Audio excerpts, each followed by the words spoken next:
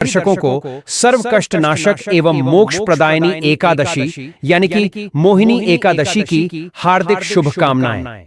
दोस्तों, आज हम आपको बताने वाले हैं वैशाख महीने के शुक्ल पक्ष की एकादशी का अत्यंत ही शुभ एवं मंगलकारी दिन कब पड़ने जा रहे हैं। शास्त्रों में ऐसी मान्यता है कि इस दिन भगवान श्री हरि विष्णु जी की पूजा अर्चना करने से एवं सिर्फ यह एक विशेष उपाय करने से व्यक्ति पूरे जीवन धन दौलत आरोग्य से परिपूर्ण रहते हैं। तो चलिए दोस्तों, जानते हैं ये अत्यंत मंगलकारी दिन 7 मई या 8 मई किस दिन मनाई जाएगी, क्योंकि इस बार एकादशी 2 दिन मनाई जाएगी। तो आपको किस दिन इस एकादशी का व्रत रखना है, हरिद्वार में एकादशी कब मनाई जाएगी, साथ ही इस दिन आपको कौन सी चीजें खानी है एवं भगवान को वो कौन सी चीज का आपको भोग लगाना है जिससे आपको भगवान श्री हरि विष्णु और माता लक्ष्मी जी की कृपा, उनका आशीर्वाद प्राप्त हो सके। साथ ही आप यह भी जानेंगे कि एकादशी तिथि का पारण किस दिन किया जाएगा। एकादशी की कथा एवं संपूर्ण पूजा विधि आपको इस वीडियो के माध्यम से प्रदान की जाएगी। लेकिन उससे पहले दोस्तों, आप कमेंट बॉक्स में जय श्री लक्ष्मी नारायण जरूर लिख दें, जिससे भगवान श्री हरि विष्णु और माता लक्ष्मी जी की असीम कृपा आपको एवं आपके पूरे परिवार को प्राप्त हो सके। साथ ही साथ आप अपनी राशि भी कमेंट सेक्शन में जरूर लिख देना, ताकि यदि हमारे पास आपके लिए कोई ऐसा उपाय होगा जिससे इस एकादशी आपको भगवान की असीम कृपा प्राप्त हो सके, तो वह हम आके आपके कमेंट के रिप्लाई में अवश्य बता देंगे। और हम जो भी जानकारी देते हैं वह पंचांग और ज्योतिष शास्त्र पर आधारित होती है, कुछ भी मनगढ़ंत तरीके से नहीं बताया जाता है ना। तो बहुत ही ध्यान पूर्वक समझने की कोशिश करना दोस्तों। आने वाली जो एकादशी होगी यह वैशाख मास की दूसरी एकादशी होगी। अभी वैशाख का महीना चल रहा है, जिस महीने को व्यक्ति के सभी पाप कर्मों को नष्ट करने वाला महीना कहा जाता है। साथ ही साथ दोस्तों, हमारे हिंदू धार्मिक ग्रंथों में इस एकादशी को सर्व सुख प्रदायिनी यानी कि सभी सुखों को देने वाली एकादशी बताया गया है।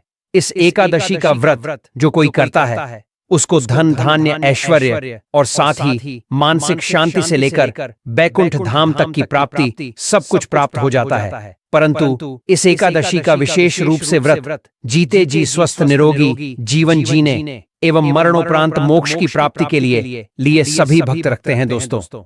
मोहिनी एकादशी के दिन हर एक व्यक्ति को भगवान की पूजा करनी चाहिए, और एक विशेष उपाय जो कि हम आपको अभी वीडियो में बताने जा रहे हैं, इसे आपको अवश्य रूप से करना ही चाहिए और कथा सुननी चाहिए।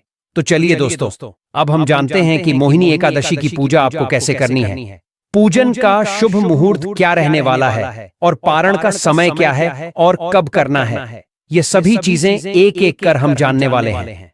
देखिए दोस्तों, सर्वप्रथम आप मोहिनी एकादशी के दिन सूर्योदय से पहले जाग जाए है ना, यानी कि ब्रह्म मुहूर्त में आपको इस दिन जाग जाना है। फिर स्नान आदि करके भगवान भास्कर को आप एक लोटा जल समर्पित कर दीजिए, और आपका जो पूजा स्थल है वहां बैठकर सबसे पहले व्रत का संकल्प कीजिए। संकल्प करने के लिए अपने सीधे हाथ में जल लीजिए और द्रव्य के रूप में कम से कम 1 रुपए अधिक जो भी आप रखना चाहते हैं आप रख लें। फिर 3 बार बोलिए ओम श्री विष्णु, ओम श्री विष्णु, ओम श्री विष्णु। फिर अपना नाम, अपना गोत्र, जिस स्थान पर बैठकर आप संकल्प कर रहे हैं वहां का मकान नंबर, फ्लैट नंबर जो भी हो अपने हिसाब के ले ले। फिर अपने क्षेत्र का नाम, शहर का नाम। इतना बोलने के बाद वैशाख मास के शुक्ल पक्ष की एकादशी अपनी मनोकामना बोल के कामना की पूर्ति के लिए, अर्थात सुखी जीवन के लिए या और भी यदि आपकी कोई मनोकामना है उसके पूर्ति के लिए भी आप इस व्रत का संकल्प ले सकते हैं। मतलब आपको अपनी मनोकामना मन ही मन भगवान को बता देनी है, और जल आप भगवान के चरणों में अर्पित कर दीजिए। भगवान को नमस्कार कीजिए। अब आप भगवान की पूजन करेंगे। एक कोई सा भी फल जो कटा हुआ ना हो, मतलब अखंड फल, जैसे सेब, नारियल जो भी आपके पास उपलब्ध हो, उसे बिना कांटे उसको गंगा जल से शुद्ध करके उसमें थोड़ा गंगा जल मिला लीजिए। भगवान श्री हरि की किसी भी रूप की एक तस्वीर आपके पास होने चाहिए, या प्रतिमा है तो प्रतिमा रख लीजिए। साथ ही यदि मौली पान, सुपारी, लौंग, इलायची पान का पत्ता अगर हो तो यह और भी उत्तम रहेगा। और यह सारी चीजें आप धूप, दीप, फूल माला नैवेद्य के रूप में भगवान को अर्पित करने के लिए सजा करके रख लें। अब देखिए दोस्तों, जो भगवान की तस्वीर या मूर्ति आपने पूजा के लिए रखी है, उनमें आपको भगवान को बुलाना भी होगा, जिसे हम प्राण प्रतिष्ठा कहते हैं। तो प्राण प्रतिष्ठा के लिए सबसे पहले भगवान की तस्वीर को स्थापित किया जाता है। स्थापित करने के लिए वह स्थान जिस पर आपने तस्वीर को रखना है, उस स्थान का शुद्धिकरण कीजिए। तो लोटे में जो जल है, जिसमें गंगा जल आपने मिलाया है, उसे छींट दीजिए। इससे उस स्थान का पवित्रीकरण हो जाएगा। फिर आप उस स्थान पर आप गेंदे के कुछ पुष्प रख दीजिए। वह पुष्प आप भगवान को एक प्रकार से आसन दे रहे हैं, आसन के रूप में है। पूजन के लिए पहले भगवान को आचमन कीजिए, अर्थात 3 बार जल देने के बाद तिलक लगाइए, अक्षत लगाइए, फूलों की माला पहना दीजिए और साथ ही साथ एक पुष्प अर्पित कीजिए। धूप दिखाइए, घी का दिया दिखाइए। यह जो दीपक है, इसको आपको उठाना नहीं है। जहां आप रख रहे हैं, दीपक को रखने से पहले चावल या पुष्प आसन के रूप में रख दीजिए। उसके ऊपर से आप दीपक को रखिए। इसे कभी भी नीचे नहीं रखा जाता है, क्योंकि नीचे रखने से दीपक का अपमान होता है और एक प्रकार से आपके द्वारा की गई पूजा के साक्षी देव दीपक बन जाते हैं। इसीलिए इस दीपक को उठाना नहीं होता है। आरती के लिए हम दूसरा दीपक प्रयोग में लाएंगे। दीप दिखाइए और नैवेद्य के रूप में जो भी मिठाई आपके पास है, वह भगवान को अवश्य चढ़ाए। फल है तो फल चढ़ा दीजिए, और कुछ ना हो तो मिश्री के कुछ दाने लेकर मिश्री भी आप नैवेद्य के रूप में भगवान को अर्पित कर सकते हैं। पर एक बिना कटा हुआ फल तो आपको जरूर समर्पित करना है। फिर अब आपको भगवान के सामने हाथ जोड़कर 108 बार ओम नमो भगवते वासुदेवाय मंत्र का जाप करना चाहिए। उसके बाद मनोकामना पूर्ति के लिए एक पान का बीड़ा आपको बनाना होगा। इसके लिए आप सबसे पहले पान का एक पत्ता ले लीजिए, फिर उसकी डंडी तोड़ दीजिए। फिर उसमें 2 लौंग, 2 इलायची और एक सुपारी रखिए और फिर उसका बीड़ा बनाकर भगवान के सामने ओम नमो भगवते वासुदेवाय मंत्र को 11 बार जप करके आप अपनी मनोकामना भगवान को बता दें। जैसे यदि आप सुख समृद्धि के लिए पूजन कर रहे हैं, तो भगवान से मन ही मन प्रार्थना कीजिए और उसके बाद वह बीड़ा भगवान को अर्पित कर दीजिए। फिर आपको वहीं बैठकर भगवान के समक्ष एकादशी की कथा का पाठ कर लेना है या इसे सुन लेना है। एकादशी की कथा हमने आपको वीडियो के अंत में बताई है, तो आप इसे जरूर सुन लेना। ठीक है ना? कथा सुनने के बाद आप भगवान की आरती करेंगे। आरती करने के बाद आप फल का भोग लगाएंगे, प्रसाद सभी लोगों में वितरित करेंगे। याद रखें, आज के दिन आपको अन्न नहीं खाना होता है। यह इस व्रत का सबसे महत्वपूर्ण नियम है। शास्त्रों में मान्यता है कि एकादशी तिथि में अन्न ग्रहण करना मांस ग्रहण करने के बराबर होता है। चलिए दोस्तों, अब हम कुछ और नियम जानते हैं जिनका पालन आपको अवश्य रूप से करना चाहिए। दोस्तों, मोहिनी एकादशी के दिन तुलसी का पूजन करने का भी काफी ज्यादा महत्व बताया गया है। तो आपको मोहिनी एकादशी के दिन तुलसी पूजन अवश्य ही करना है और तुलसी के नीचे एक दीपक जरूर जलाना है और तुलसी का आपको पूजन करना है। इससे आपका व्रत सफलतापूर्वक पूर्ण माना जाएगा। आज के दिन आपको अन्न नहीं ग्रहण करना है। यह बात तो आपने जान ली, पर जो व्रत नहीं कर रहे हैं, उन्हें भी आज के दिन चावल का सेवन नहीं करना चाहिए। चावल वर्जित है। जो व्रती है, उन्हें केवल फलाहार ही करना चाहिए। जैसे आप कुटू और या सिंघाड़े से बनी हुई कोई भी वस्तुएं खा सकते हैं, अर्थात पूरी बनाते हैं। लोग पकड़िया बनाते हैं और खीर भी बनाते हैं, परंतु यह ध्यान रखिएगा कि इसमें जो नमक है, उसका प्रयोग नहीं किया जाता है। मिर्च का प्रयोग नहीं किया जाता है। काली मिर्च या सेंधा नमक का भी प्रयोग व्रत में वर्जित होता है। और तामसिक पदार्थ जैसे मांस, मदिरा जैसी चीजें आपको इस दिन भूलकर भी नहीं खानी होती हैं। आपको आज के दिन सिर्फ और सिर्फ सादा भोजन करना चाहिए। मांसाहार और तामसिक पदार्थ से आपको बचना चाहिए। जो लोग व्रत कर रहे हैं, उन्हें अपना दिन भगवान श्री हरि के चरणों में मन को लगाते हुए व्यतीत करना चाहिए। किसी के प्रति वैर का भाव नहीं रखना चाहिए। किसी के साथ कोई क्लेश नहीं करना है। घर में सुख शांति का माहौल रखना है। क्लेश का माहौल नहीं होना चाहिए। किसी को अपशब्द नहीं कहने हैं। किसी के साथ द्वेष की भावना नहीं रखती है और शालीनता के साथ दिन को भगवान का भजन कीर्तन करके दिन व्यतीत करेंगे, क्योंकि भगवान श्री हरि को कीर्तन बड़ा प्रिय है। जो कीर्तन करते हैं, भगवान की उन पर कृपा बरसती है। इसके साथ ही दोस्तों, इस एकादशी पर विशेषकर ब्रह्मचर्य का पालन करना चाहिए। ब्रह्मचर्य दशमी तिथि अर्थात जब भी आप व्रत कर रहे हैं, ब्रह्मचर्य का आपको संकल्प अवश्य रूप से पालन करना चाहिए। और ब्रह्मचर्य का पालन तब तक होगा जब तक कि आप व्रत का पारण नहीं कर लेते हैं। हम सभी एकादशी में बताते हैं आपको कि यह जो नियम है यह आवश्यक नियम है। जो दाम्पत्य जीवन में है, शादीशुदा है, उन सभी को भी इसका ध्यान रखना चाहिए कि आप ब्रह्मचर्य का पालन करते हुए इस व्रत को पूर्ण करें। इसका नियम बना रहना चाहिए। इस प्रकार से अगले दिन पारण के लिए आपको सूर्योदय से पहले उठना चाहिए। साथ ही बात करेंगे कि पारण की विधि क्या है और पारण वाले दिन आपको क्या करना है कि सबसे पहले आप भगवान सूर्य को एक लोटा जल अर्पित करें। इस एक लोटा जल में आप लाल पुष्प अक्षत अर्पित कीजिए। फिर 3 बार जल भगवान के ऊपर छींट दीजिए। जल छींटने के बाद भगवान को तिलक लगाइए। तिलक लगाकर अक्षत लगाइए, फूलों की माला पहनाएं, धूप दिखाइए और दीप दिखाइए। दीप दिखाने के बाद भगवान को नैवेद्य के रूप में आज आपको काले तिल से बनी हुई कोई मिठाई या लड्डू आदि अर्पित करना चाहिए। काला तिल ना हो तो आप सफेद तेल से बना हुआ अभी अर्पित कर सकते हैं। फिर प्रणाम कीजिए और भगवान को पारण का भोग लगाइए। पारण कीजिए और भगवान को पारण का भोग लगाइए। आपको पीले चावल का भोग भगवान को लगाना चाहिए। चावल ना बने तो फल का भोग लगा सकते हैं, या जो भी सात्विक आहार आप घर में बना रहे हैं उसका भोग भी आप लगा सकते हैं। विशेष रूप से केसर की खीर का भोग भी मोहिनी एकादशी पर लगाया जाता है और उसको प्रसाद को जो व्रती है उन्हें पारण के समय ग्रहण करना चाहिए। जो भी आपके पास उपलब्ध है आपने बनाया है उसकी थाली सजाइए, पर ध्यान रहे थाली में तुलसी का पत्ता अवश्य रखें। भगवान से प्रेम पूर्वक भोजन का निवेदन कीजिए। भोजन के लिए आवाहन कीजिए कि प्रभु भोग लगे। भगवान जो है वह प्रेम के भूखे हैं। आप प्रेम से भोग लगाएंगे तो अवश्य ही भगवान वह ग्रहण करेंगे। भगवान को भोग लगाने के बाद जल जमाने कराया। जल लीजिए जो आपकी थाली है, उसके चारों तरफ घूमर छोड़ दीजिए। फिर भगवान के समक्ष हाथ जोड़ने के बाद जो भोजन की थाली है उसको उठा लीजिए और बाकी का जो प्रसाद है उसमें मिला दीजिए।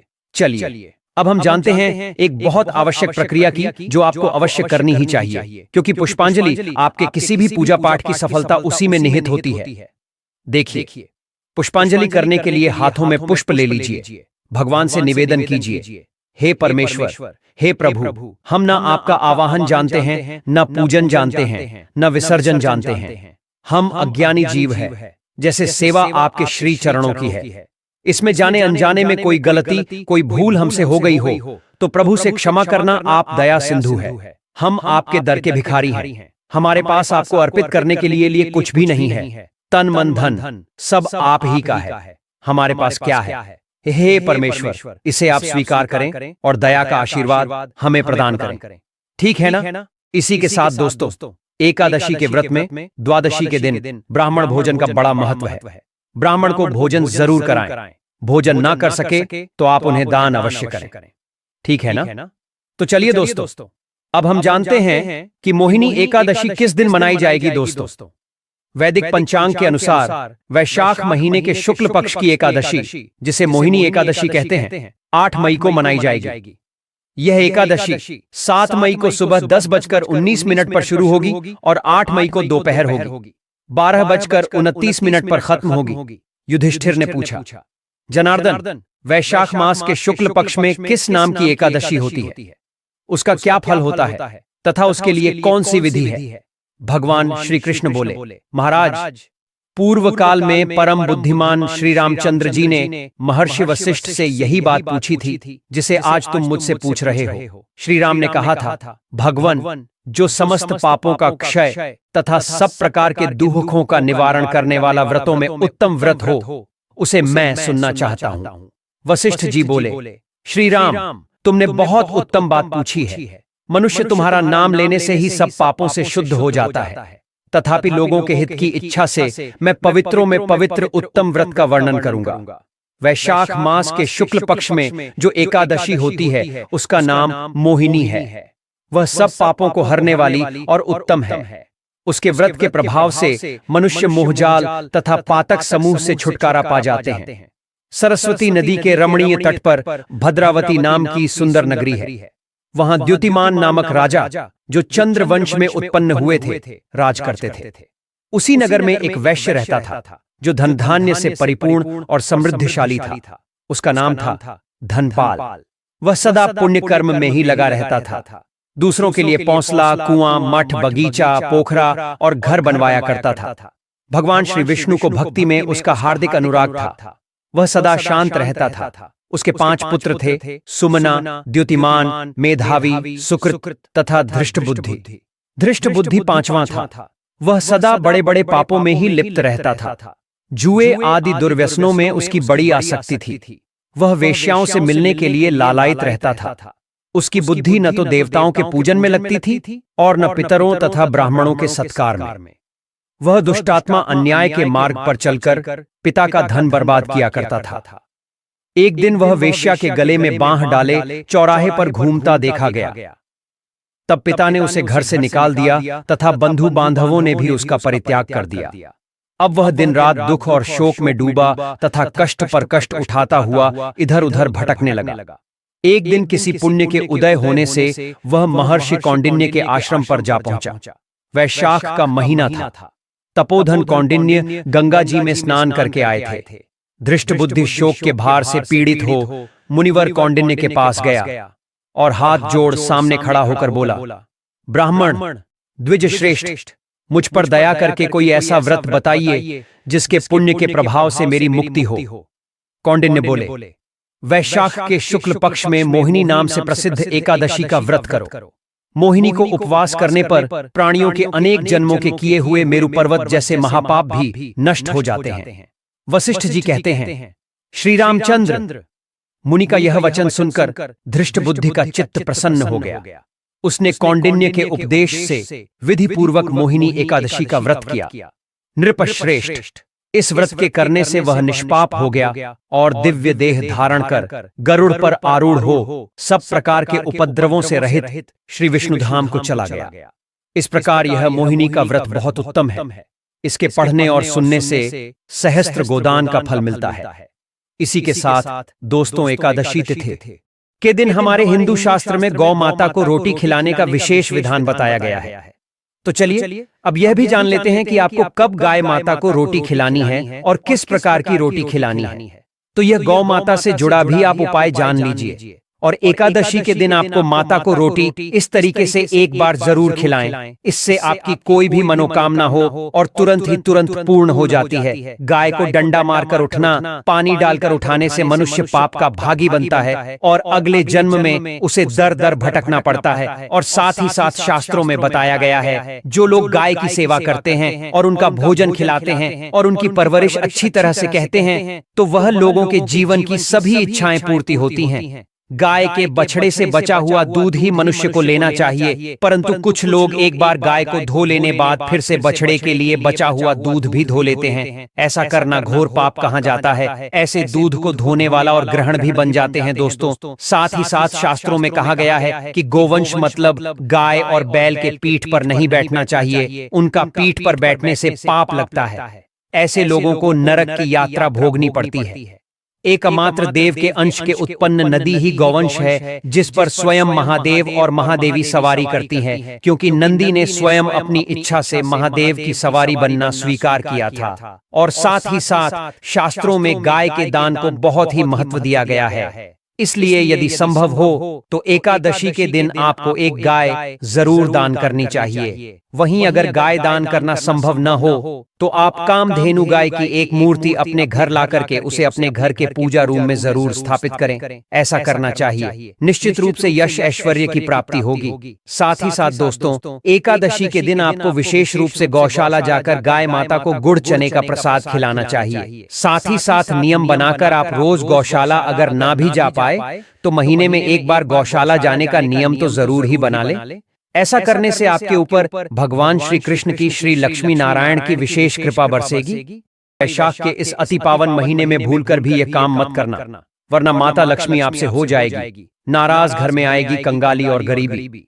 दोस्तों, गुरुजी ने अपनी अभी अभी की ही कथा में बताया है कि वैशाख के पूरे एक महीने तक गलती से भी महिलाओं को यह 3 काम नहीं करनी चाहिए। ऊपर से इस बार कि वैशाख मास अपने साथ बेहद ही श्रेष्ठ एवं शुभ योगों को लेकर आई है, जो आपके जीवन को पूर्ण रूप से बदल कर रख देगा, आपकी किस्मत बदल देगा। इसलिए विशेषकर इस बार वैशाख के इस अति पावन महीने में आपको इन कामों को करने की मनाही है। अगर कोई भी स्त्री हो या पुरुष बिना जानकारी के इन कामों को करता है तो उससे माता लक्ष्मी एवं भगवान श्री हरि विष्णु जी रुष्ट हो जाते हैं और उसे आजीवन निराश रहना पड़ता है। दोस्तों, हमारे हिंदू धर्म में सभी 12 महीनों में वैशाख के महीने का एक अलग ही महत्व है। स्कंद पुराण के अनुसार ये महीना स्वयं भगवान श्री लक्ष्मी नारायण जी को समर्पित बताया गया है। यदि कोई भी व्यक्ति इस पूरे एक महीने में यह 7 काम करता है तो उसके दरवाजे से ही माता लक्ष्मी लौट जाती है। खासकर सुहागन महिलाएं इस बात का विशेष ध्यान रखें, वरना घर में आएगी गरीबी। अगर सुहागिन महिलाएं व्रत रखती हैं, नित्य भगवान की पूजा करती हैं, तो आप लोग इस वीडियो को हल्के में ना लेना। इस बार कई वर्षों बाद ऐसा दुर्लभ संयोग बना है कि वैशाख के इस अति पावन महीने में कुल 21 तरह के शुभ मांगलिक योग बन रहे हैं। साथ ही जानेंगे कि इस दिन आप कौन से उपाय करें जिससे आपको अपने जीवन में 100% धन की प्राप्ति हो। साथ ही इन 7 गलती के कारण आपको 7 जन्मों तक निर्धन नहीं रहना पड़े, क्योंकि आज का यह वीडियो बहुत ही ज्ञानवर्धक वीडियो साबित होने वाला है। तो आप अपने फायदे के लिए इस वीडियो को अंत तक जरूर देखकर जाइएगा। यदि आज आपने इस वीडियो को बीच बीच में से देखा, काट काट कर देखा, तो जीवन में आपको कभी सफलता हासिल नहीं होगी। वीडियो को ध्यान से देखना।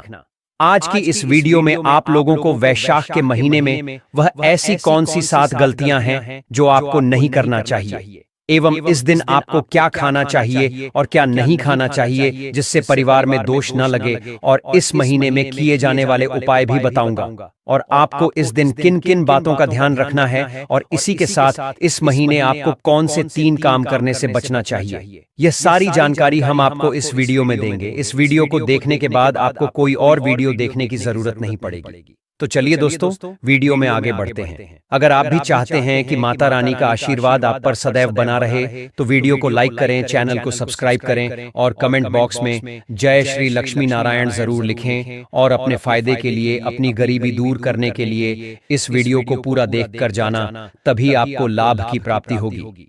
दोस्तों, शास्त्रों के अनुसार वैशाख के महीने को सभी महीनों में सर्वश्रेष्ठ कहा जाता है, क्योंकि इस महीने में भगवान श्री हरि विष्णु और माता लक्ष्मी जी की पूजा करने से व्यक्ति को सभी भौतिक शुभ सुविधाओं की प्राप्ति होती है, एवं सभी प्रकार के रोग, कष्ट, दुख, दरिद्रता से सदा के लिए मुक्ति मिलती है। साथ ही वैशाख के इस अति पावन महीने में कुछ विशेष उपाय करके व्यक्ति अपने जन्म जन्मांतर में किए गए सभी पाप कर्मों से भी छुटकारा पा सकते हैं। अगर इस महीने आप भगवान की सच्चे मन से पूजा अर्चना करते हैं तो आपकी किस्मत रातों रात बदल जाएगी। लेकिन जितना इस महीने में माता लक्ष्मी जी प्रसन्न होती है, उतना ही 3 काम करने से क्रोधित हो जाती है। धर्मशास्त्र में कुछ कार्यों को करने की मनाही होती है, जिसके बारे में शायद कम ही लोग जानते होंगे।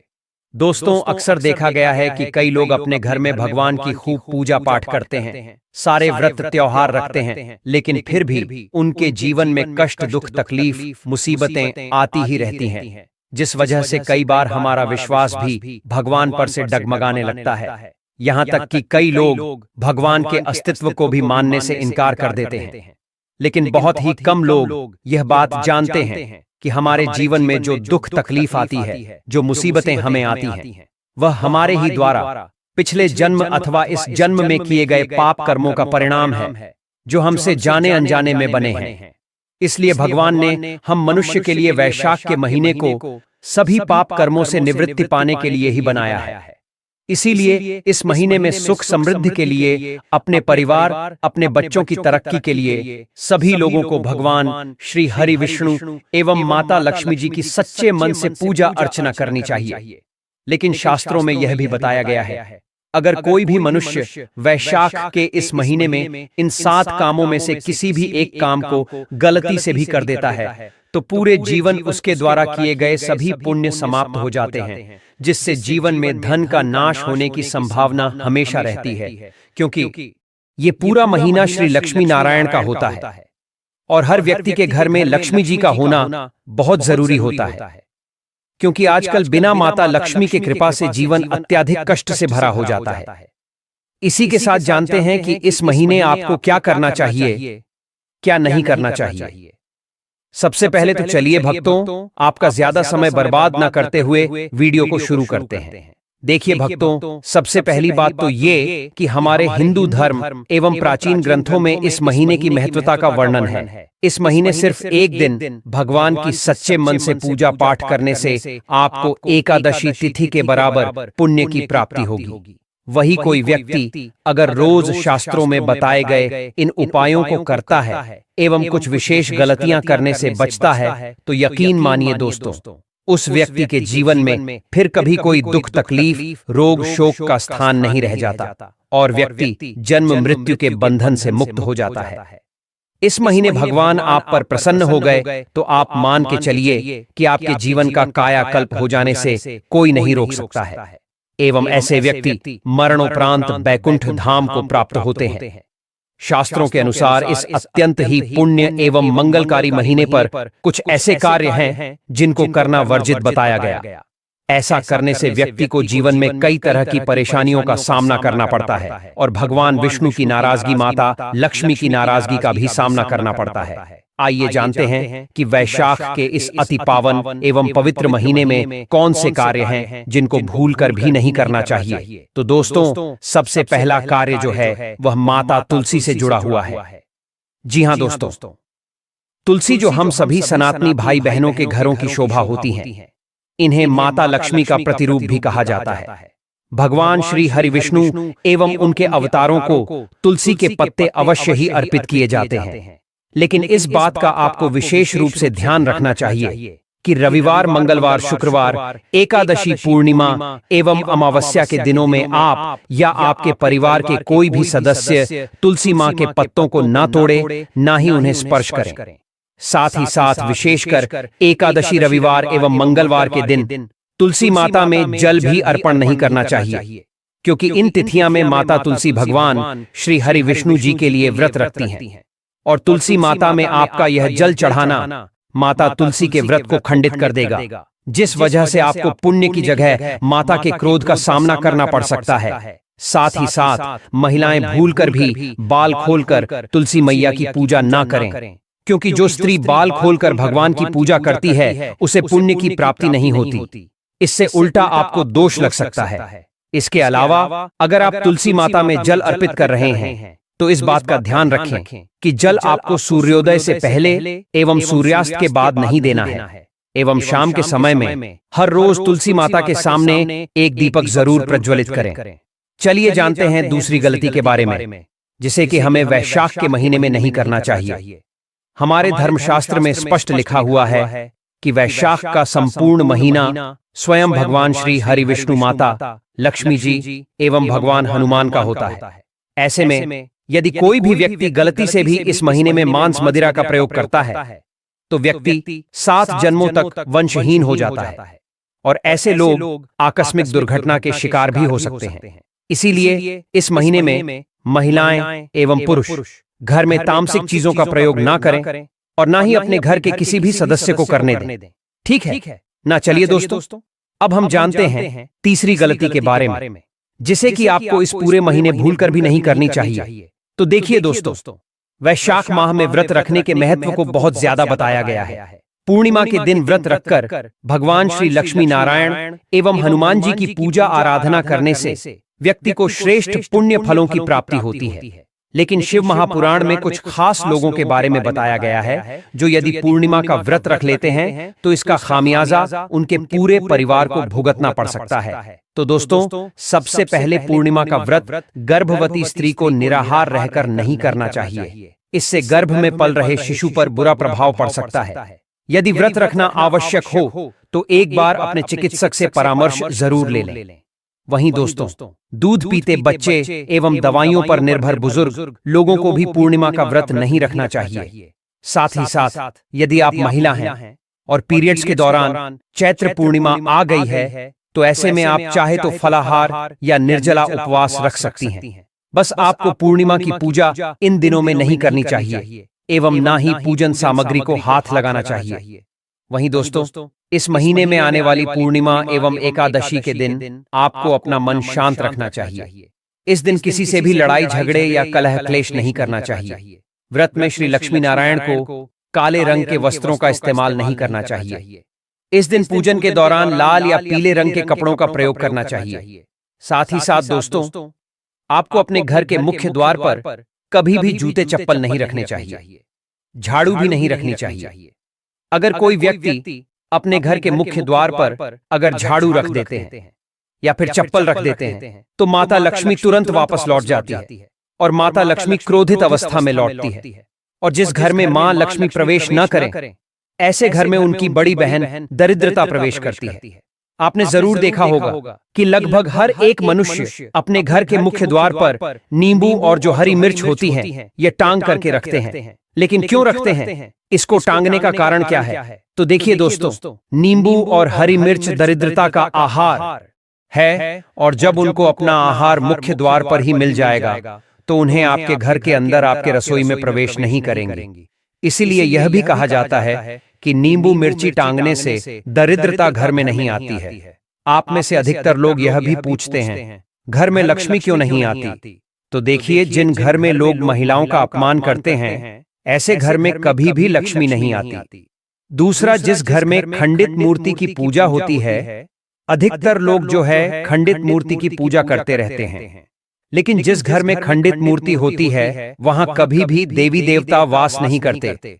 तो चलिए दोस्तों, अब हम जान लेते हैं कि वैशाख के दिनों में और कौन से कार्य ऐसे हैं जिन्हें आपको नहीं करने चाहिए। लेकिन उससे पहले दोस्तों, आप लोगों से हाथ जोड़कर रिक्वेस्ट है कि हम आप लोगों के लिए जो भी वीडियो बनाते हैं उसमें हमें बहुत मेहनत लगती है। कई धार्मिक ग्रंथों से, साधु संतों से हम ये जानकारी एकत्रित करते हैं। इसलिए अगर आपको हमारी वीडियो थोड़ी सी भी ज्ञानवर्धक लगी हो तो कृपया इस वीडियो को एक लाइक करके हमारे एस्ट्रो केपी चैनल को सब्सक्राइब भी जरूर कर लें, ताकि शास्त्रों के द्वारा बताई गई प्रमाणित बातें और उपाय हम आपके पास लेकर निरंतर आते रहें। और साथ ही आप अपनी राशि को कमेंट बॉक्स में जरूर डाल दें, क्योंकि हम राशि से जुड़ा उपाय भी बताते हैं और भाग में चल रही परेशानियों को तत्काल दूर करने के लिए भी एस्ट्रो केपी आसान से आसान उपाय भी बताते हैं। इसीलिए आप अपनी राशि कमेंट बॉक्स में जरूर डाल दें। तो चलिए दोस्तों, जान लेते हैं कि वैशाख के महीने में और कौन से 7 काम नहीं करने चाहिए। दोस्तों, नंबर 1, भूलकर भी ना करें। इन चीजों का दान दो। दोस्तों, गुरुजी कहते हैं कि वैशाख माह में दान पुण्य करना अच्छा माना जाता है, लेकिन इस दिन कुछ चीजों का दान करना शुभ नहीं माना जाता है। इस महीने किसी भी व्यक्ति को सरसों के तेल का दान करते हैं तो आपसे माता लक्ष्मी रुष्ट हो सकती हैं, एवं इस महीने आपको दिन में सोने के लिए भी मना किया गया। साथ ही इस दिन लोहा या लोहे से निर्मित वस्तु भी शनिवार, एकादशी एवं पूर्णिमा के दिनों किसी को भी नहीं देना चाहिए। दोस्तों, अगला तामसिक चीज जैसे कि मांस मदिरा का दान आपको इस दिन भूलकर भी नहीं करना चाहिए। इससे आपके कुंडली में माता लक्ष्मी और शुक्र ग्रह का भाव कमजोर हो जाता है। वहीं पूरे महीने पति पत्नी को भूलकर भी एक दूसरे से लड़ाई नहीं करनी चाहिए। माना जाता है कि इस मतभेद से बड़ी परेशानी पैदा हो जाती है। इस महीने ऐसा कोई भी काम ना करें जिससे दाम्पत्य जीवन में परेशानी आ जाए। इसी के साथ दोस्तों, आपको इस पूरे महीने काले रंग की वस्तुओं का दान करने से भी बचना चाहिए। महिला या पुरुष किसी को भी नाखून एवं बाल सिर्फ सोमवार, बुधवार एवं शुक्रवार को ही काटना चाहिए। जी हाँ दोस्तों, कई सारे लोग रविवार के दिन स्कूल, कॉलेज एवं ऑफिस में छुट्टी होने के कारण रविवार को ही बाल एवं नाखून कटवा लेते हैं। लेकिन दोस्तों, हमारे देश में ये परंपरा अंग्रेजों द्वारा स्थापित की गई थी, जिनका अध्यात्म से कोई वास्ता नहीं था।